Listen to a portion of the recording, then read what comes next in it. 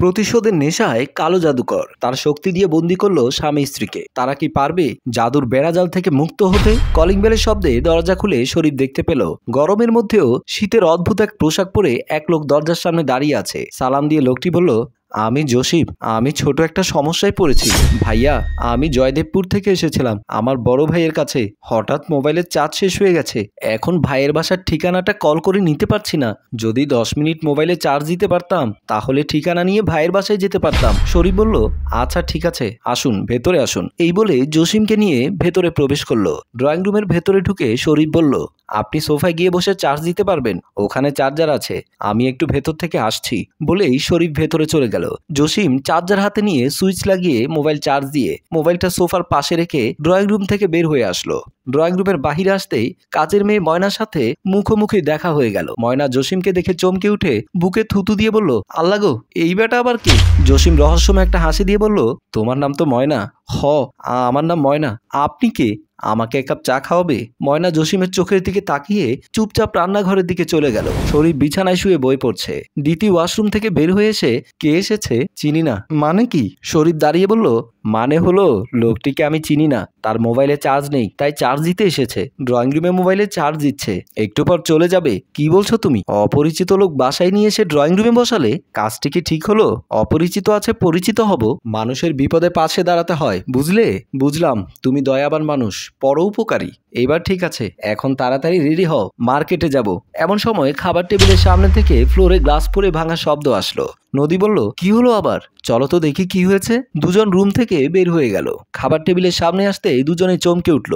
জসিম একটা কাচের গ্লাস হাতে নিয়ে ফেলে দেবে এমন পজিশন নিয়ে দাঁড়িয়ে আছে। শরীফ উচ্চস্বরে বলল, থামুন, কি করছেন আপনি? গ্লাস ভাঙছেন কেন? জসিম মাথা ঘুরিয়ে শরীফ ও নদীর দিকে তাকাতেই নদী চমকে উঠে বলল, তুই বলে গলায় হাত দিল, কিন্তু গলায় তাবিজ নেই। জসিম হা হা করে হেসে উঠল। নদী বলল, শরীফ, আমার তাবিজ কোথায়? কিসের তাবিজ? এই লোককে তুমি চেনো? একটু আগে একটা গ্লাস ফোরে পড়া মাত্রই টুকরো টুকরো হয়ে গেছে। শরীফ, তোর স্ত্রী নদী আমার মনটা ভেঙে ঠিক এভাবেই টুকরো টুকরো করে দিয়েছে। নদী বলল, সব মিথ্যে কথা, বিশ্বাস করো, আমি কিছুই করিনি। উল্টো ও আমাকে বিয়ের আগে থেকে ক্ষতি করার চেষ্টা করেছে। ও কালো জাদু জানে, কালো জাদু দিয়ে আমাকে বশ করার চেষ্টা করেছে, কিন্তু পারেনি, তাই তো? বলেই নদীর চোখে চোখ রাখতেই নদী যেন চোখের পলকের মধ্যে শীতল হয়ে গেল। শরীফ বলল, নদী, কি হয়েছে তোমার? তুমি এমন করছো কেন? হঠাৎ এমন নিশ্চুপ হয়ে গেলে কেন? গভীর ধ্যান অবস্থায় থাকা তান্ত্রিক যথু বিষয়টি আঁচ করতে পারলো। চোখ খুলেই চোখ বড় বড় করে আকাশের দিকে তাকালো, জমিনের দিকে তাকালো, তারপর সামনের দিকে ফু দিয়ে বলল, সর্বনাশ, ওই নারীর গলে তো তাবিজ নেই, এখনই আমাকে যেতে হবে। বলেই উঠে দাঁড়িয়ে স্থান ত্যাগ করলো। জসিম হাসতে হাসতে বলল, নদী এখন আর কারো কথা বলবে না, ও এখন আমার কথা শুনবে, আর কারোই কথা শুনবে না। শরীফ উত্তেজিত হয়ে বলল, আপনি এই মুহূর্তে আমার বাসা থেকে বের হয়ে যান। আগে এক কাপ চা খেয়ে নেই, তারপর নদীকে নিয়ে চলে যাব। এমন কথা শুনে শরীফের গায়ে যেন আগুন জ্বলে উঠল। রাগান্বিত হয়ে চর মারতে হাত তুলতে যাবে, কিন্তু হাত তুলতে পারছে না। জসিম অট্টহাসি হাসতে হাসতে ড্রয়িং রুমের দিকে চলে গেল। নদী ও শরীফ পেছনে পেছনে ড্রয়িং রুমের ভেতরে চলে গেল। শরীফ অনেক চেষ্টা করছে, কিন্তু হাতটি সোজা করতে পারছে না। কিছু সময় জোরাজোরি করার পর স্বাভাবিক অবস্থায় ফিরল। দৌড়ে ড্রয়িং রুমের ভেতরে চলে গেল। নদী সোজা হয়ে দাঁড়িয়ে আছে। জসিম নদীর চুল হাতে নিয়ে গন্ধ নিচ্ছে, কিন্তু নদী কিছুই বলছে না। শরীফ এমন দৃশ্য দেখে হিতাহিত জ্ঞান হারিয়ে ফেললো। তেড়ে আসলো শরীফকে মারার জন্য। জসিম সামনে হাত দিতেই শরীফের শরীর যেন অবশ হয়ে গেল, সামনে আর পা বাড়াতে পারছে না। জসিম আবারও নদীর চুলের ঘ্রাণ নিতে নিতে বলল, শরীফ, তোর ভাগ্যটা কত ভালো, তুই আমার ভালোবাসার মানুষটার সাথে দীর্ঘ 2 বছর সংসার করেছিস, এক বিছানা এইভাবে জড়িয়ে ধরিয়ে ঘুমিয়েছিস, আরো কত কি করেছিস, কিন্তু দেখ, আমার কপালে তো খারাপ, আমি এতটা ভালোবাসার পরেও ওই তান্ত্রিক যথুর কারণে নদীকে বিয়ে করতে পারলাম না, কোনো কিছুই করতে পারলাম না। যাই হোক, আফসোস পরে করি, আগে একটু চা খেয়ে নেই। ময়না, এই ময়না, চা নিয়ে এসো। ডাক দেবার সাথে সাথেই ময়না চা নিয়ে আসলো। জসিমের সামনে চায়ের কাপটা বাড়িয়ে দিল। জসিম চায়ের কাপটা হাতে নিয়ে কাপে চুমুক দিয়ে বলল, আহ, চাটা কিন্তু দারুণ বানিয়েছো। আরেকটা কাজ করে দাও, তোমার শরীফ স্যারের গালে কোষে একটা চর বসিয়ে দাও। বলতে বাকি, কোষের চর বসিয়ে দিল শরীফের গালে। শরীফের যেন হুঁশ ফিরল। জসিমের অট্টহাসি আকাশ বাতাস কম্পিত হলো। শরীফ বলল, আপনি এমন করছেন কেন? আপনার বিপদের কথা শুনে আমি বাসায় স্থান দিলাম আর আপনি আমাদের এমন করছেন। চায়ের কাপটা সোফার পাশে টি টেবিলের উপরে রেখে জসিম বলল, ময়না যাও, তুমি তোমার রুমে যাও। শরীফ, আমি এবার একটু 5 মিনিট ঘুমাবো বলেই ড্রয়িং রুম থেকে বের হয়ে গেল। নদীও তার পেছনে পেছনে ড্রয়িং রুম থেকে বের হয়ে গেল। শরীফ কি করবে বুঝতে পারছে না, দৌড়ে ড্রয়িং রুম থেকে বের হয়ে গেল।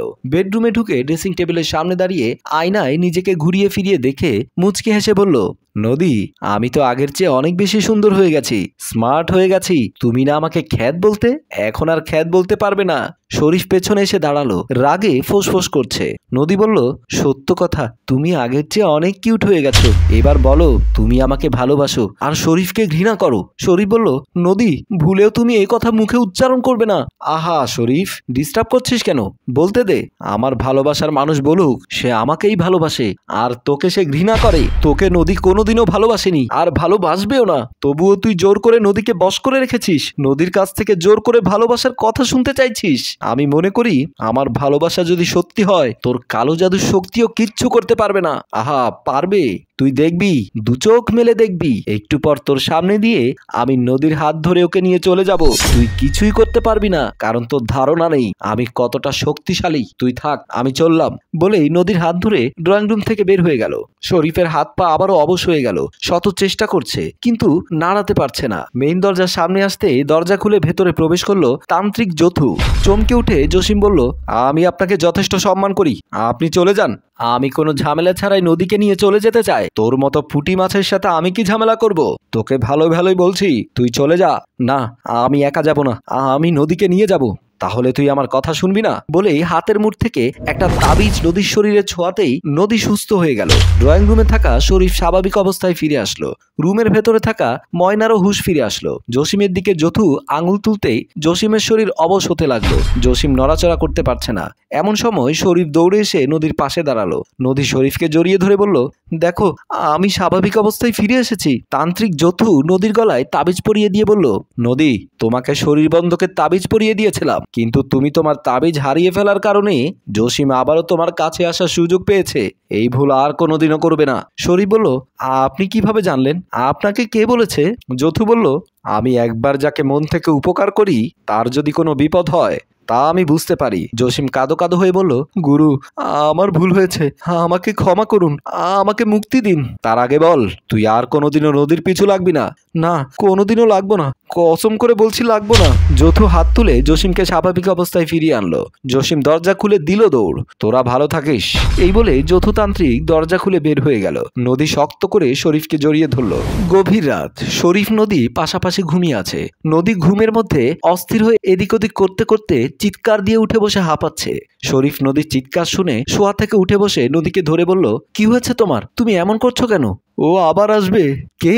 জসিম আমাকে বলেছে ও আবারও আসবে। শরীফ নদীর গলায় হাত দিয়ে বলল, তোমার তাবিজ কোথায়? নদী গলায় হাত দিয়ে দেখলো তাবিজ নেই। আতঙ্কে দুজনের গলা শুকিয়ে কাঠ। প্রিয় ভিউয়ার্স, এখন কি হবে? জসিম কি আবারও আসবে? এবার কি নদীর ক্ষতি করবে? জানতে চাইলে কমেন্ট করুন। গল্পটি ভালো লাগলে লাইক, কমেন্ট ও শেয়ার করুন। গল্পটি রচনায় ফেরদৌস অপু, প্রযোজনায় মঞ্জুর মোর্শেদ, পরিচালনায় রেজাউল কবির চৌধুরী।